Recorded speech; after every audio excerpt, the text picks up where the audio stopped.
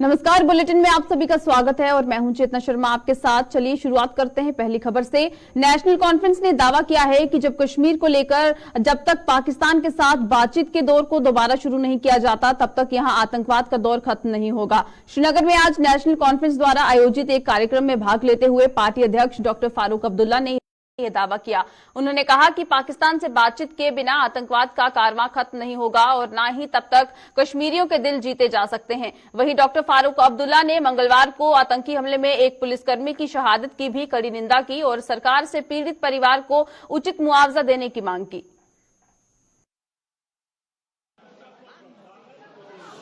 और ये भी कहूंगा कि ये कारवां जो है मिलिटेंसी का, ये खत्म होने वाला नहीं है। ये बार बार बयान देते हैं इनके मिनिस्टर और ये कि ये खत्म हो गया। मैं इनसे कहता हूं ये खत्म नहीं होगा जब तक आप कश्मीर के लोगों के दिलों को जीतने की कोशिश नहीं करेंगे और हमारे पड़ोसी मुल्क से बातचीत करने के बाद इसका हल नहीं ढूंढेंगे। जब तक वो हल नहीं ढूंढा जाएगा हम लोग इसमें पिसते जाएंगे, मरते जाएंगे और कोई तवज्जो नहीं दी जाए। इसका बेटा मारा गया था, वो मिलिट्री ने मारा था और आज अफसोस इस बात का है इसको मिलिट्री से मार डाला। इसे यहाँ समझ नहीं आती है मारने वाला कौन है और बचाने वाला कौन है, ये हैरानी है। मगर हम सब इस जमात के जो भी हैं हम इसको कंडेम करते हैं और अल्लाह से दुआ करते हैं कि अल्लाह इसको अपनी रहमतों में जो है जगह दे और अल्लाह ताला इसके जो बाकी बचे हुए हैं घर में जो हैं उनको हिफाजत में रखे और वो ये सदमा बर्दाश्त कर सके। साथ साथ हुकूमत से भी ये कहूँगा कि मेहरबानी करके इसका मुआवजा इतना अच्छा होना चाहिए जो घर बच सके। कंपनसेशन इतनी अच्छी होनी चाहिए कि उसका जो घर है वो इज्जत से चल सके।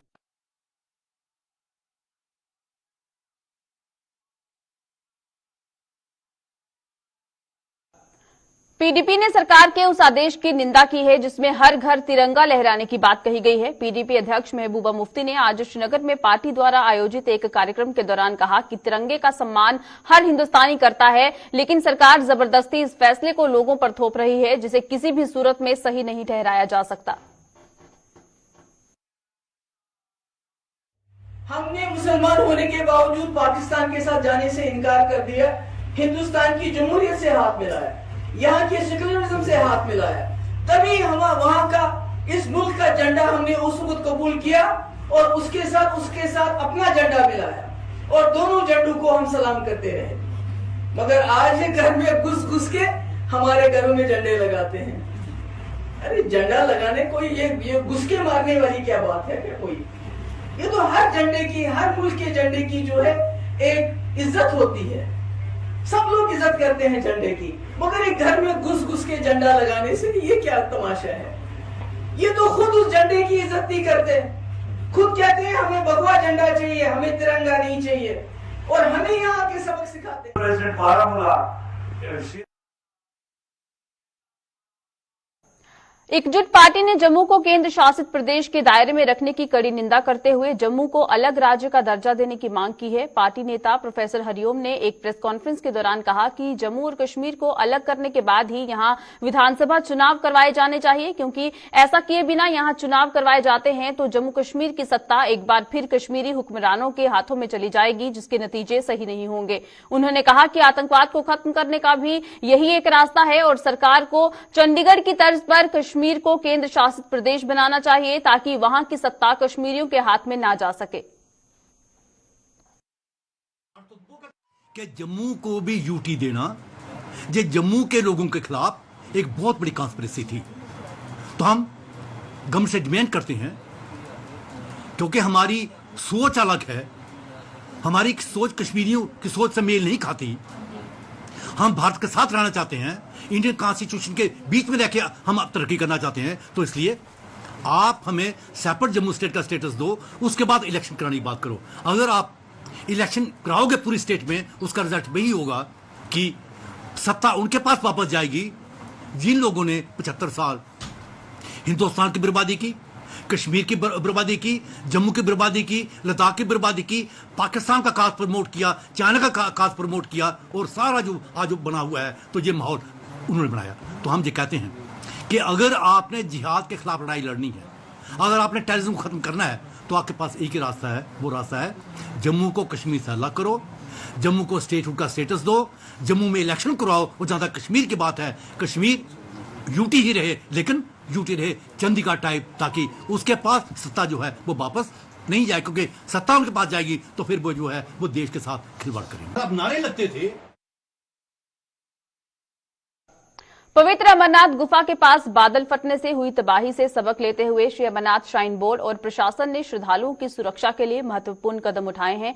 श्रद्धालुओं को अब पवित्र गुफा के पास टेंटों में रुकने की अनुमति नहीं होगी। यात्रियों के लिए गुफा के पास रहने की व्यवस्था पूरी तरह खत्म कर दी गई है। गुफा के नजदीक टेंट लगाने वालों से भी कह दिया गया है कि वे अपने शिविर उठा लें। यही नहीं, पवित्र हिमलिंग के दर्शन करने के समय में 2 घंटे की कटौती कर दी गई है। अब श्रद्धालु शाम 4 बजे तक ही दर्शन कर सकते हैं और इसके बाद उन्हें वहां से लौटना होगा।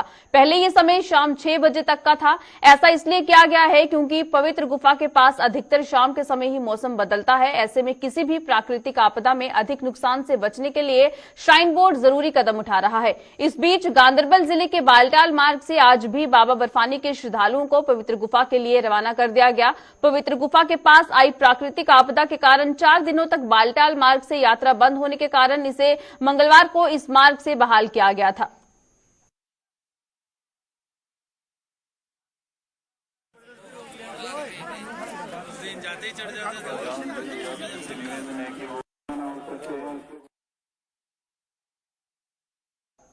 मौजूदा समय में इलेक्ट्रिक वाहनों का बाजार बेहद गर्म है। ऐसे वाहनों के बाजार में आने से लोगों को जहां आए दिन महंगे हो रहे पेट्रोल डीजल से निजात मिली है, वहीं पर्यावरण के लिए भी ऐसे वाहन बेहद कारगर साबित हो रहे हैं। जम्मू के कुंजवानी इलाके में आज त्रिवेणी इलेक्ट्रॉनिक्स नाम का एक शोरूम खोला गया है, जहां इलेक्ट्रॉनिक 2 पहिया वाहनों के साथ साथ ऑटो रिक्शा की बिक्री भी शुरू हो गई है। इस शोरूम में ई अथवा ऑटोमोटिव कंपनी के उत्पादों की बिक्री की जा रही है। शोरूम का उद्घाटन जम्मू नगर निगम के मेयर चंद्रमोहन गुप्ता ने भाजपा के वरिष्ठ नेता सुरेंद्र चौधरी के मौजूदगी में किया।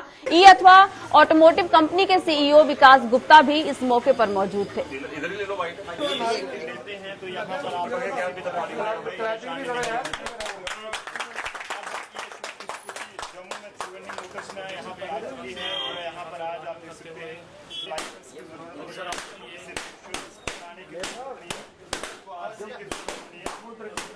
त्रिवेणी शोरूम से खरीद सकते हैं।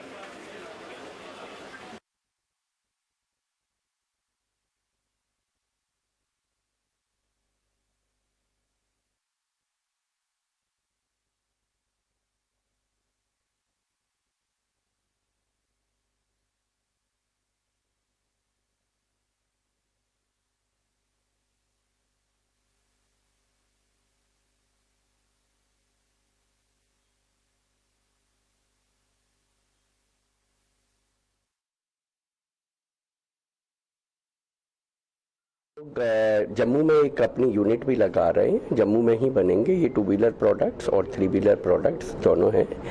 अगर मैं प्रोडक्ट की रेंज की बात करता हूं तो हम पे करीब 15 तरीके के 2 व्हीलर प्रोडक्ट है और करीब 10 तरीके के 3 व्हीलर प्रोडक्ट है। कि जो पेट्रोल और डीजल जिसके दाम लगातार बढ़ रहे हैं और जिसके संकट का पूरी दुनिया सामना कर रही है, उससे समाधान का एक बहुत ही उपाय है। और इनको चलाने के लिए आपको सिर्फ बैटरी की जरूरत होती है और बैटरी में भी हम दोनों ऑप्शन देते हैं, लेड एसिड का भी ऑप्शन देते हैं और लिथियम आयन का ऑप्शन देते हैं। और ये जो यहाँ पर आज काम शुरू किया गया है ईवी स्कूटर्स का, बहुत मुबारकबाद है चौधरी परिवार को।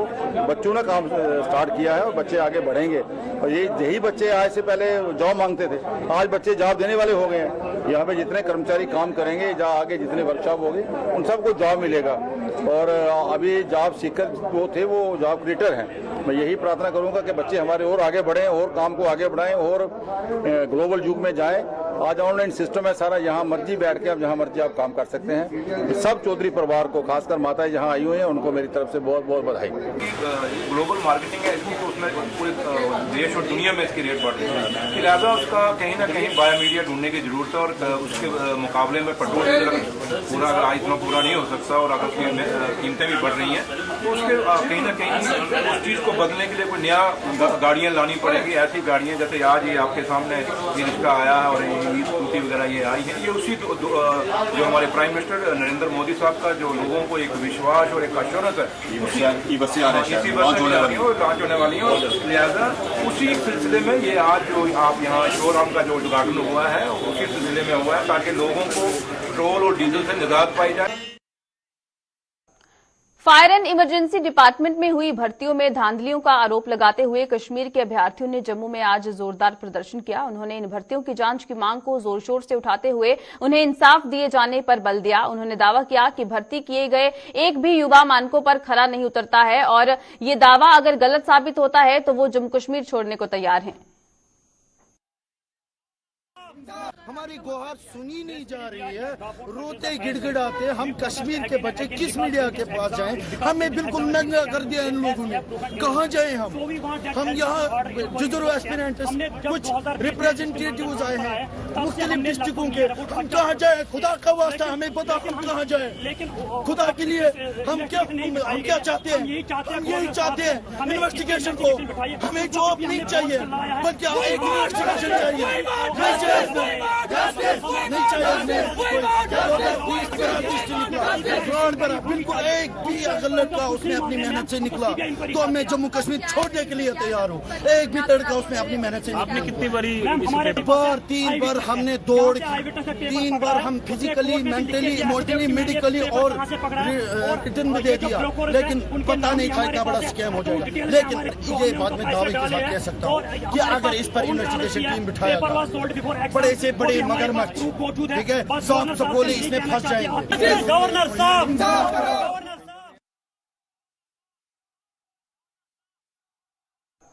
पिछले 22 दिनों से कामचोर हड़ताल पर गए पीएचई डेलीवेजरों ने जम्मू में आज फिर से सरकार के खिलाफ जोरदार प्रदर्शन किया। डेलीवेजरों का कहना है कि अब सरकार के लिए बंधुआ मजदूरी करना उनके लिए संभव नहीं होगा, लिहाजा सरकार को उनकी 3 मांगों को हर हाल में मानना होगा।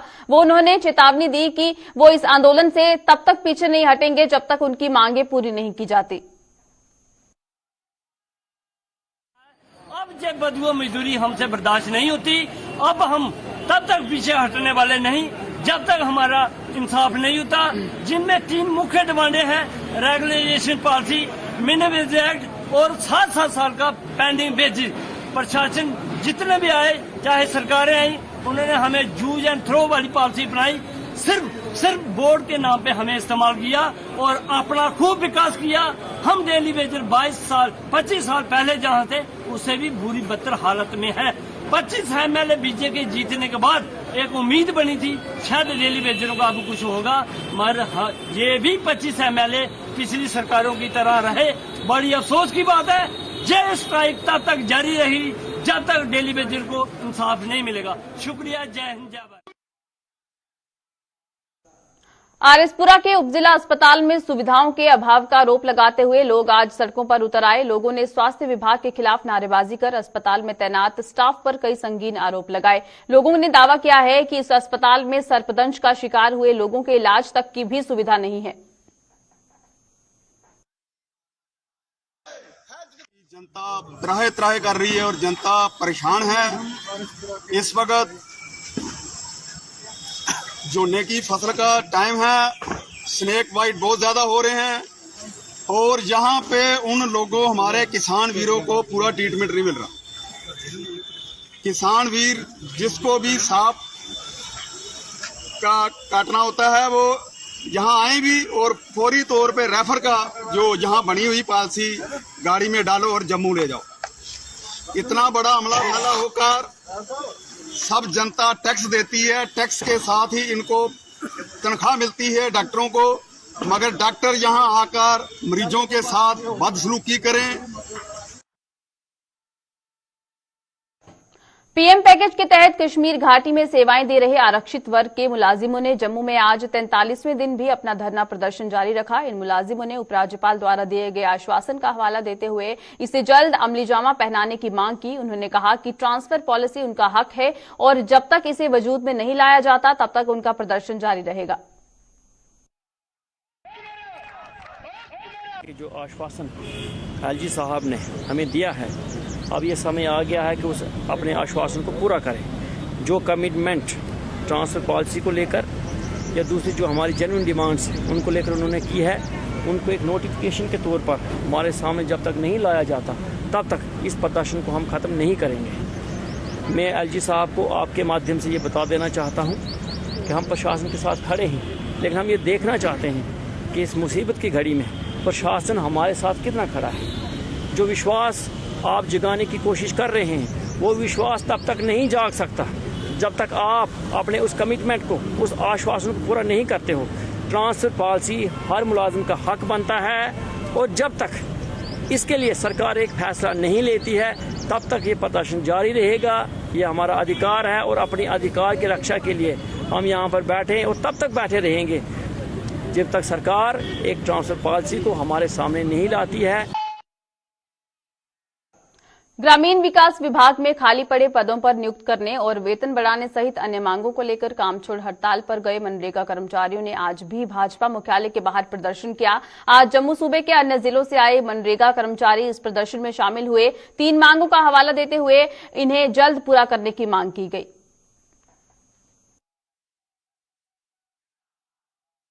स्टेट थी, अभी हमारी यूटी है जम्मू कश्मीर। यूटी को 6% जो है वो एडमिन देती है, 6% से सिर्फ 1.5% हमें दिया जाता है। हमने शुरुआत में अपने आपके माध्यम से ऊपर तक आवाज पहुंचाई मंडे और ट्यूसडे का कि जो इन्होंने ये जो अल्फाज बोले हैं इन अल्फाजों को वो वापस लें। 3 डिमांडें मैंने आपको बताई हैं, ये डिमांडें हमारी फुलफिल होनी चाहिए। और दूसरी चीज जो कमिश्नर सेक्रेटरी मैडम ने जो इल्जाम लगाया हुआ है, करप्शन का इल्जाम लगाया है, वो उसको मीडिया में आके माफी मांगे। और उसके बाद मैं सर आपके माध्यम से एक चीज बताना चाहूंगा, अगर ये लोग इन्होंने इल्जाम जो हम पे लगाया है इनसे आपके माध्यम से मैं पूछना चाहता हूं, क्या हम लोगों के पास कोई डिसबर्समेंट पावर है? क्या हम लोग डीडीओ हैं जो अपना साइन करके और पैसे डिसबर्स करें या निकाल के खा जाएं?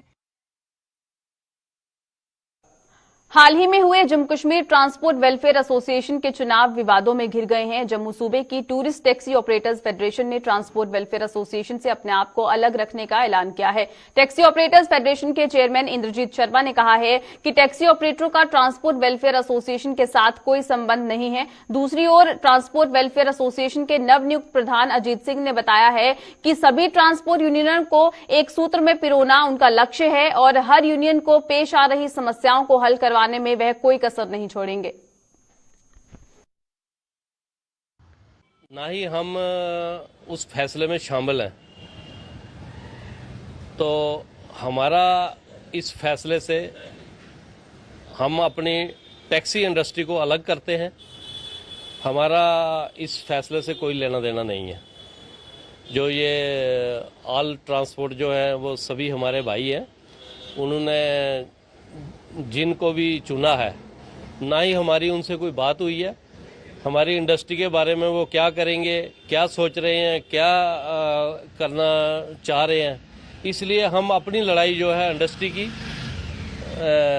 जो प्रशासन से जो हमारे कुछ मसले हैं जो वो हम खुद ही पहले भी डिस्कस करते थे और आगे भी हम खुद डिस्कस करेंगे, क्योंकि प्रशासन जो है वो हमेशा हमारी जेन्युइन डिमांड जो थी वो उसके साथ है, क्योंकि प्रशासन हमेशा हमारे साथ ही रहा है। पहले ही ये बात बोली है कि हो सकता है कि कोई एक आध ऐसा यूनियन रह गई हो यहाँ हम ना पहुंच पाए हों, क्योंकि ये मैंने नहीं ऑर्गेनाइज किया, ये टोटल ट्रांसपोर्टरों ने, टोटल ऑर्गेनाइजेशनों ने, टोटल यूनियन वालों ने मिलके ये प्रोग्राम ऑर्गेनाइज करके मुझे बुलाया और मुझे वहां उन्होंने डिक्लेयर किया।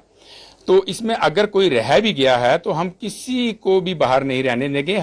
सबको रिक्वेस्ट करके एक सूत्र में पिरो के, एक गुलदस्ते की तरह पूरे ट्रांसपोर्टर को एक सूत्र में पिरो के सबको साथ लेके चलेंगे, क्योंकि प्रॉब्लम सबकी साझी हैं। हम खुद ट्रांसपोर्टर हैं, हमारी प्रॉब्लम्स हैं, प्रॉब्लम सबकी साझी हैं, तो हम सब एक प्लेटफॉर्म में आके अपनी प्रॉब्लम्स का हल निकालने की कोशिश करेंगे। जम्मू के साथ सटे ग्रामीण हलकों में खेतों की सिंचाई के लिए बनाई गई नहरें और इरिगेशन चैनल अपनी हालत पर आंसू बहा रहे हैं। इनमें उगा घास और जंगली जड़ी बूटी जहां अन्नदाता माने जाने वाले किसान वर्ग की उम्मीदों पर पानी फेर रही है, वहीं सड़कों से गुजरने वाले राहगीरों व वाहन चालकों के लिए भी दिक्कतों का सबब बन रही है। सिंचाई विभाग भले ही हर बार इन नहरों की साफ सफाई करवाने के लिए लाख दावे करता है, लेकिन आलम यह है कि ग्रामीणों को अब खुद इन्हें साफ करने को मजबूर होना पड़ रहा है।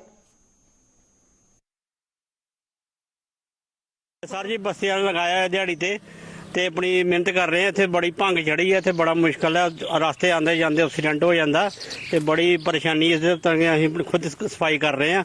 इसे कोई बेलदार ने कोई ध्यान दिंदा, कोई नहीं दिंदा इधर, ते अपने जांदे ने चक्कर ला के टुर जांदे ने। नहीं इत्थे हो रहा, इन्नी भंग चढ़ी, इन्ने परेशानी, इन्ना सप्प विचों निकल जाता, कोई लड़के जब मर जाएगा तो कौन जिम्मेवार? कोई जिम्मेवार नहीं है। कोटली तो लैके दबलैड़ तक एरिया नहर दा इस उपर बहुत भंग ते जड़ी जमी हुई है। गौरमेंट ते बिल्कुल ध्यान नहीं दे रही है। गौरमेंट का काम है सीजन दे सीजन इनू साफ सफाई की जाए, क्योंकि जो भी जनता इत्थों निकलती है, पैदल भी जाती है, स्कूटर मोटरसाइकिलों ते जाती है, उन्होंने बहुत तंगी है।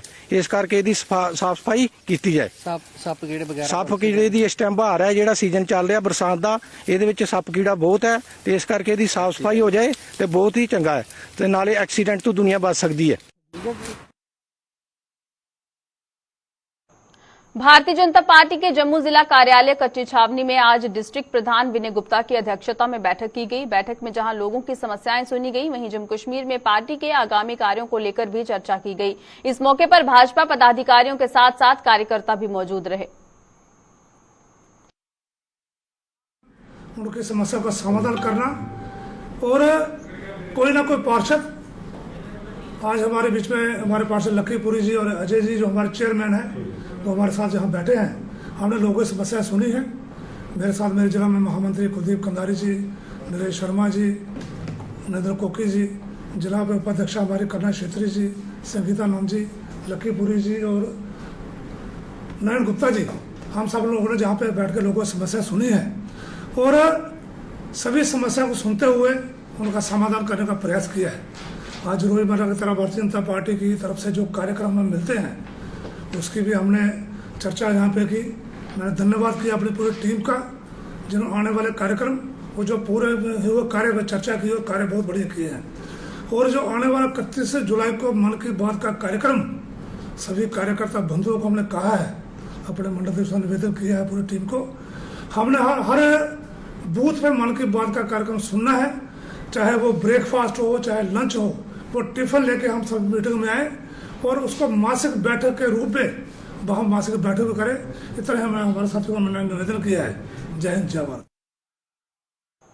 श्री जगन्नाथ सेवा समिति त्रिकुटानगर साउथ एक्सटेंशन जम्मू द्वारा 1 जुलाई से शुरू की गई श्री जगन्नाथ रथ यात्रा का समापन हो गया है। इस रथ यात्रा में सोशल जस्टिस कमेटी जेएमसी के चेयरमैन अजय गुप्ता और श्री जगन्नाथ सेवा समिति के चेयरमैन पुष्पेंद्र सहित अन्य लोग भी मौजूद थे।